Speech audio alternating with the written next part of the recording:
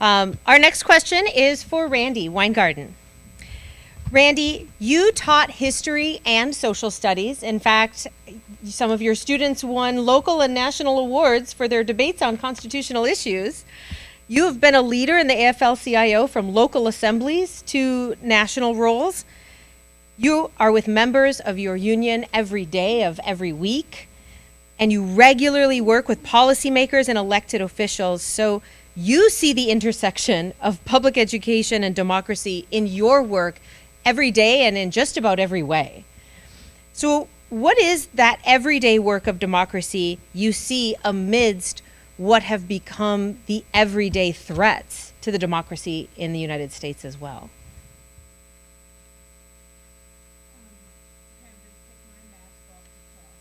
So that you can hear me. First off, let me just say I'm so delighted that everybody's here. It's so nice to see people. I mean, we saw people in person last year, which was fantastic. Thank you, Spain. And we are so glad you're here. And I know that Becky will also do that kind of welcoming tomorrow. And I just really want to honor Mary Futrell for being here and just say thank you for being in our house. And your vision and ours has led to what is a pretty incredible, as Susan said, and McGuenna will say as well, and you see our colleagues here. You know, it's a little embarrassing because America often talks about its exceptionalism, which is actually not true, but we often like to believe we are exceptional about everything. And we are actually exceptional right now about screwing things up. I mean, we have one of the most formidable, tremendous wealth in this country, yet hugely unequal. Tremendous opportunity, yet hugely unequal. Tremendous freedom, yet hugely unequal. And what is happening is that at a moment of time right now, when knowledge is so important as everything changes. I mean, I love watching the conversations about ChatGPT and AI, like pretending that you can stop it. No, what it means is that we have to be able to help our kids apply knowledge. Like all the memorization that testing actually measured. No, it's the application of knowledge. It's the hands-on work. It's the actually doing things. It's the engagement. Knowledge is really power. What is happening in the United States of America? There's a challenge to knowledge and to the gaining of knowledge. And you see that division hugely, like by banning books as opposed to banning assault weapons. And number two, what does democracy do?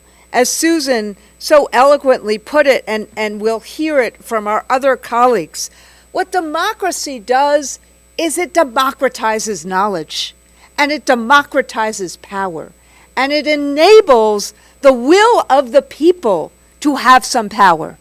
Now, it also enables populists to have power, but it enables the will of the people. So what else is under assault? Unions are under assault. Democracy is under assault. Broad-based freedom is under assault. Reproductive rights is under assault. And so here, in this country that was supposedly born out of a revolution from Britain, I often say, does Great Britain want to take us back every now and then? But in this revolution that was supposed to be about broad-based freedom, almost 250 years later, we are now fighting, as Reverend Barber would say, the third Reconstruction. The third Reconstruction. And so those lessons, Susan, are as important for us in the United States, as I say humbly, as they are everywhere else. And ultimately, what we need to learn and engage with one another is how to make this fight an enduring way. Now, I have a lot of notes. I'm not using them. Let me just say three things in terms of this. One of the things that Tim Schneider has taught me and the other scholars who have studied all of this, including Fred and Susan, is that apathy and fear are the tool of the autocrat. We just heard Haldis talk about the great courage that educators had in Norway. Apathy and fear. Apathy and fear. And so part of what is going on in the United States right now, and then I'll talk about for a second and stop how to solve this, is that the book bans are not simply, there's not just a list of saying these 5 books are banned.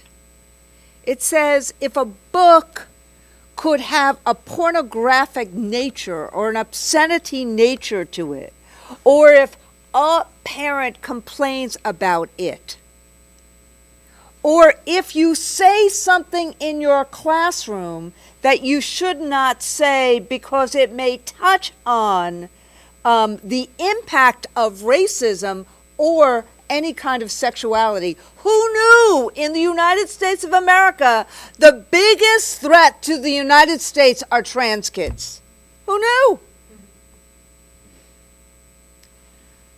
The point of these is the creation of fear, divisive concepts, the creation of fear that a teacher would stop actually engaging, would stop actually helping kids learn and engage, would get into a shell and say, okay, yes, sir, and no, sir. Just like, in some ways, the infantilation of women in teaching at the turn of the last century. Just like the kind of, remember, the teacher-proof books. But this is worse because it hinges on the whole enterprise and all of knowledge. And so, part of what we need to do as social studies teachers, and my fellow social studies teacher in Clara Barton High School is with us today as well, is we have to create agency and we have to create a sense of courage and have each other's back. We have to help our kids engage in the practice of democracy, not just in the learning of it, but the practice of it. And frankly, one of the things I just saw, which shocked me, was in being in Israel last week and being at the demonstrations on a Saturday night, demonstrations in which we wore shirts that said, democracy and the occupation cannot coexist. Demonstrations that had hundreds and thousands of people out, not just last Saturday night, but 16 Saturday nights in a row. 400,000 people the week I was there, which would translate to 13 million people in America. So part of what we need to do as teachers is help create the muscle of activism and of courage if we want to ensure that knowledge is power and that democracy engages people in this power. And we can't do it alone. So I end where we start, which is the 30th anniversary of EI and the 25th anniversary of Shanker.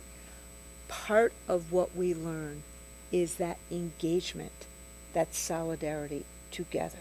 That is what we need to practice everywhere. Thank you.